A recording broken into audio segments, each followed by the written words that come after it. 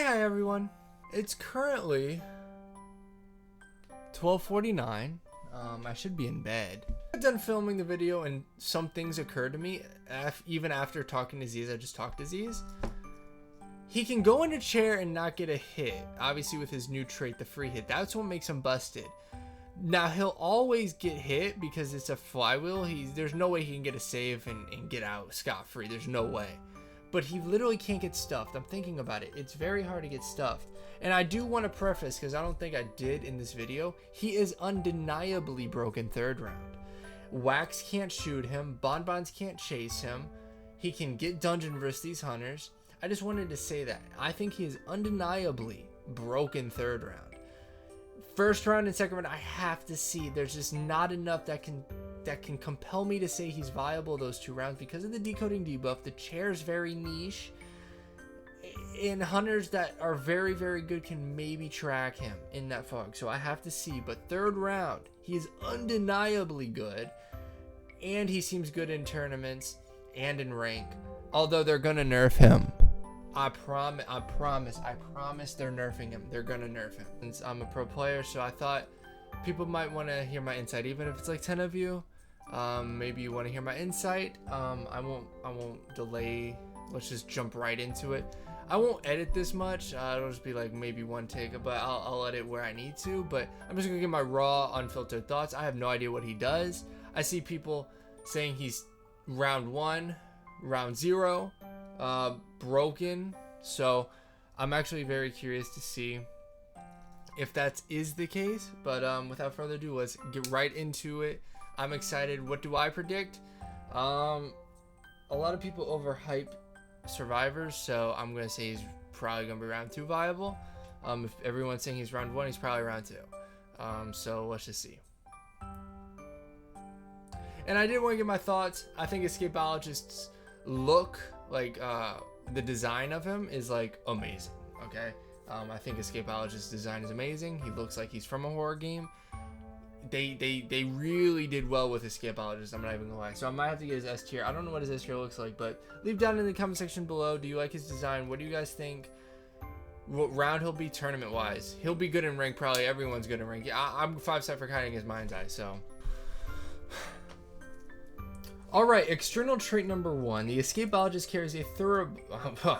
when thrown, it creates a smokescreen of an hour later of 16.9 meters and an inner radius of 11.8 meters, lasting about 15 seconds. The smoke greatly reduces visibility. Survivors near the smokescreen are hidden from the hunter's detection, and some of the hunter's summons,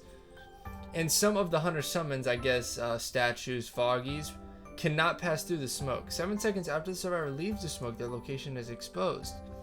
The Escapologist leaves no footprints while moving near the smokescreen. If both Escapologist and hunter are near, the Escapologist location will be revealed. Okay, a lot of reading. I'll put the text at the side because it is in Chinese. Let's go over it. So it seems like he has a dome that lasts about 7 seconds, and projectiles such as statues, foggies, who knows, can't penetrate it. It basically seems like a Garner bubble. And then while I'm inside, he can't see me unless I'm close enough. So I'm invisible to the hunter unless the hunter's near me. Plus I have no trail. Everything, by the way, to preface, everything I'm going to say is for tournament standard. How good is this? This is very good. If you can't track a survivor, it's hard to track a survivor already. This is very good if you can't track a survivor. The shielding from projectiles isn't as useful as you'd think because there are not a lot of hunters in this meta that use projectiles. This could be very useful versus wax. This eliminates wax. It eliminates a lot of third round hunters. But when we're talking about tournaments, there are a lot of round 1, round 2. This doesn't help versus Goatman, it doesn't help versus Hollow, this doesn't help versus Sangria, and it doesn't help versus Ivy. Now, there's an extent, I don't know how Ivy's Ghost works. I don't know if Ivy's Ghost can go through it. But then the clapback, the counter argument is, it'll be very hard for Sangria to see her dashes in this circle. She can't dash in this circle unless you memorize where it is, right? And then also, I can play through pallets. This is the biggest thing about this point, in my opinion, is if I put this circle in an area where there are pallets, for example, on this map specifically 3 pallet area, if the hunter can't see those 3 pallets and he can barely see me rotating those 3 pallets, I have the upper hand. He can't do anything. So if my survivor is running towards middle, I can just place a dome and they can tight kite. And people can tight kite right now with visibility. Like the hunter can see me 100%. I can tight kite. Now we take the element of sight out. So now the hunter can't even see you. So this is very, very good. How well it will work in tournaments, I don't know. Very good hunters, I cannot stress this enough, very good hunters might not get baited by this. A lot of good hunters use sound alone to chase. So, especially Goatman Halu, they're never leaving you, so they'll always see you. They're always going to be close by, and then Sangria is super fast. So, I can see it working versus Sangria and Ivy. I cannot see it working versus Halu and Goatman. So, I think this is a very big, important trait, but I think it's only useful after round 1. I think round 1, it's too risky. A Goatman can just cage the same width of the dome, and he has nothing to work with. He has no items to work with, right? In order to cut Goatman, you need to use these items to have distance. So some Magician's so good. That's why Acrobat's so good. That's why Arrow's so good. He's not. He doesn't have distance. He has invisibility, basically. So I don't think this will work round 1, but round 2 and on, I can see this working, especially round 3. But round 2, I have to see how it works with Sangria, because Sangria's fast. She can keep up. And what it's saying is the hunter can see you if they're close. Well, if they're close, Sangria is always close to you. So how well can it work? I think this can work. I just don't. I need to see gameplay of it because people overhype it. So right now I'm going to be devil's advocate and be like, a good hunter I think can track you.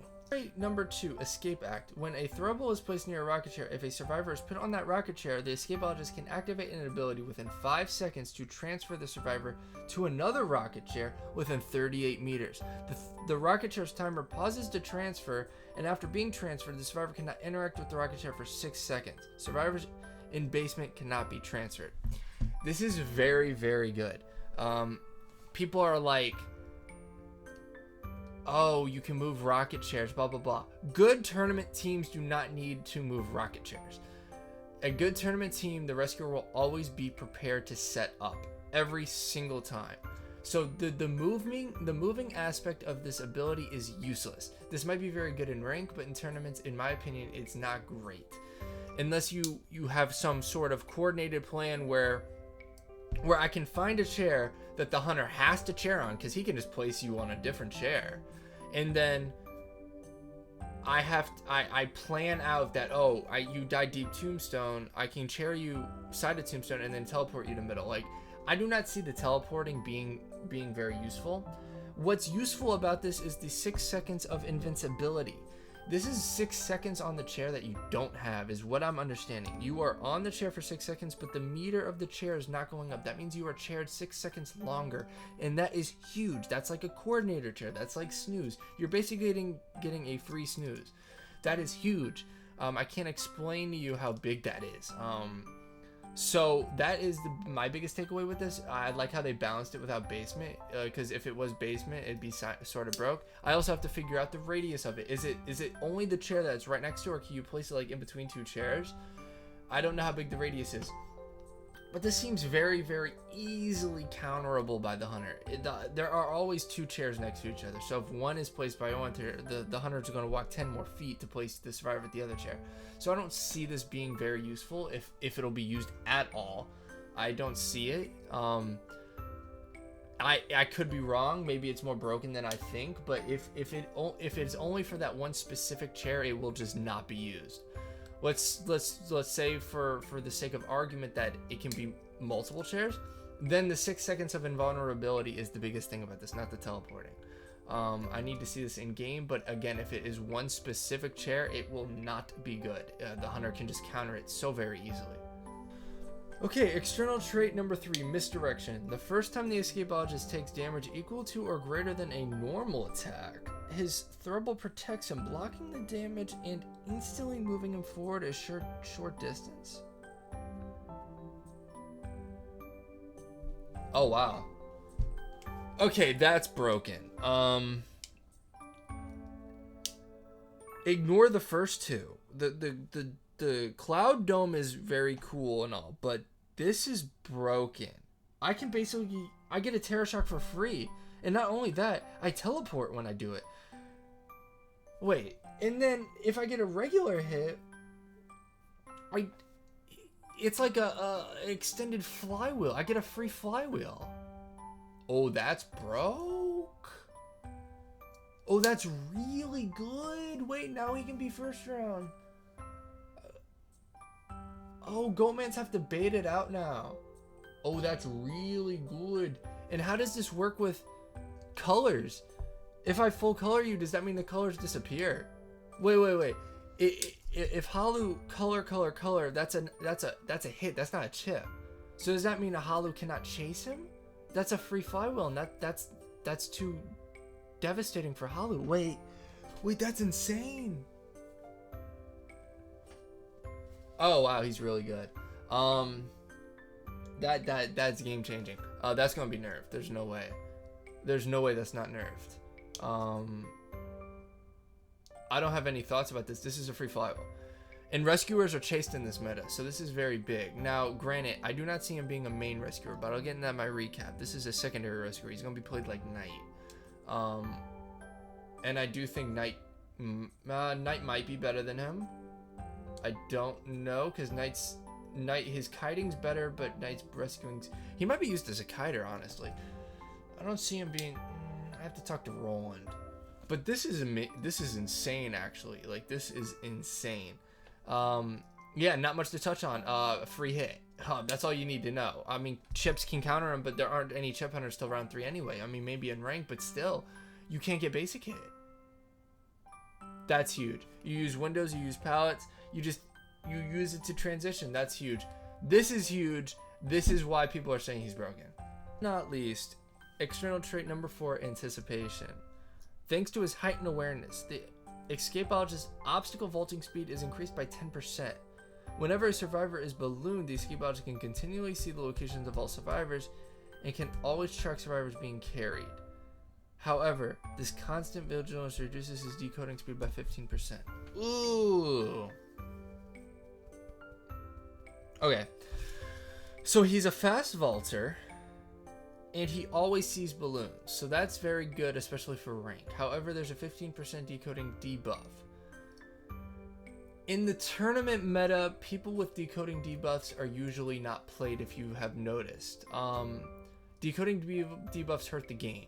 So like, you have Merc, you have Wildling, you have Grave, all have decoding debuffs. You can't stack those because hunters kill at such a quick pace now that you need to Cypher Rush. So you notice that you never have 2 decoding debuffs in the same match. You never have a Wildling and a Merc. You never have, like, you know what I mean? The only time you see do 2 double decoding debuffs is with you pair it with a Knight.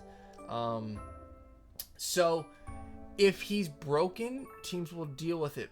But does his kit allow the 15% decoding debuff? That's what you have to ask yourself. Acrobat can kite better than him and has no decoding debuff. Finn can kite better than him and has no decoding debuff.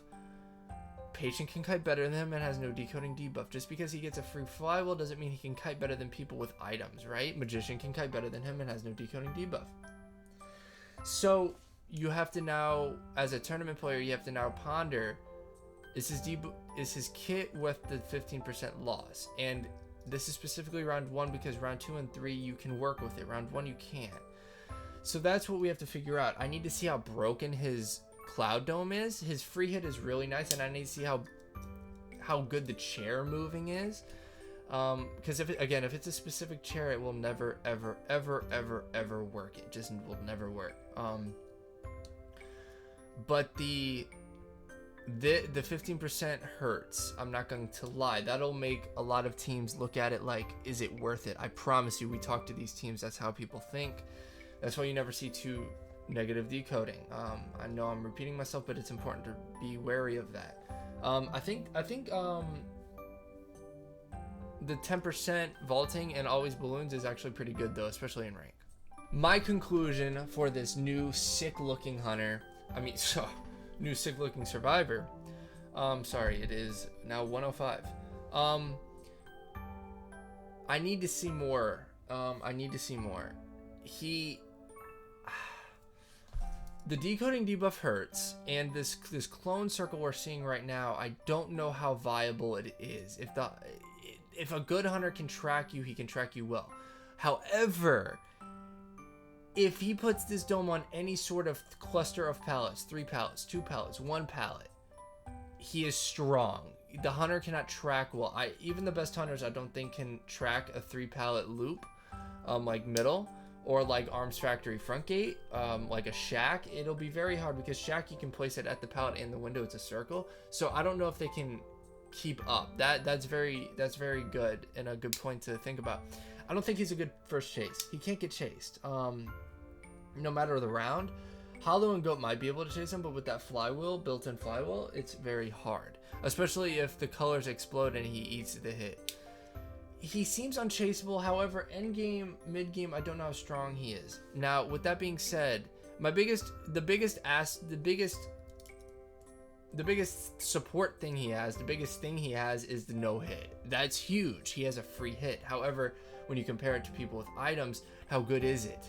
Because his item is a invisibility, if you will, and how good is that? We have to see how good that is with hunters that have game sense, with hunters that can track, with hunters like Asante, hunters like Sprinter, hunters like Seven Lu, hunters like iAlien. Can these hunters, these very talented hunters, track in the fog? I don't know. This video makes it seem like they can't. So if that's the case, he has a free hit and he has an invisibility, he's broken. He is right there broken. You have to ignore the chair swap. Those two right there alone is broken. Third round, he's broken. I'm talking first and second. Now, with that said, what do I think? I have to, again, the biggest thing is I have to see in games. But overall, I think he is second round and on. I don't know if he's first round. I don't know if you'd rather him over a magician. I don't know if you'd rather him over an arrow. These people who can kite with items, they can kite forever and ever. So we have to see. It boils down to this, in my opinion. If the foggy zone, a good hunter cannot track you in that foggy zone, he's round 1 viable. He's S tier.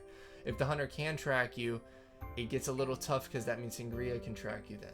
On the flip side, if Hollow's colors don't stack, he's literally the Hollow counter. Hollow can't chase him, so he will be first round. If he counters Hollow, he's inevitably S tier. I have to say that. If you counter a first round hunter that much, you are S tier. It does not matter your other abilities if that one ability you counter. So, and last but not least, do I think he's a rescuer? He's not a main rescuer. There's no way. He seems like a lucky guy going to chair. I can maybe cloak the chair and then I'm invisible, but he's definitely the secondary rescuer. If you're playing him in a team comp, he is secondary. You're not going to place him over a Merc. Knight will be the main rescuer in a comp over him. So that's something we have to really think about. But overall, is he the most broken thing I've ever seen? I don't think so. However, he will be tournament viable. He'll be rank viable.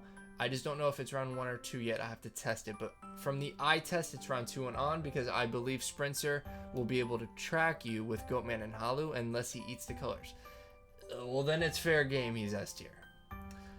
I hope my analysis was not too rambling. I hope my insights you agree with. If you disagree, please leave in the comments, because who knows? Until he's out, we will never know. I just know he'll be tournament viable. But I appreciate you guys watching the video. If you did make it this long, make sure to check out my streams.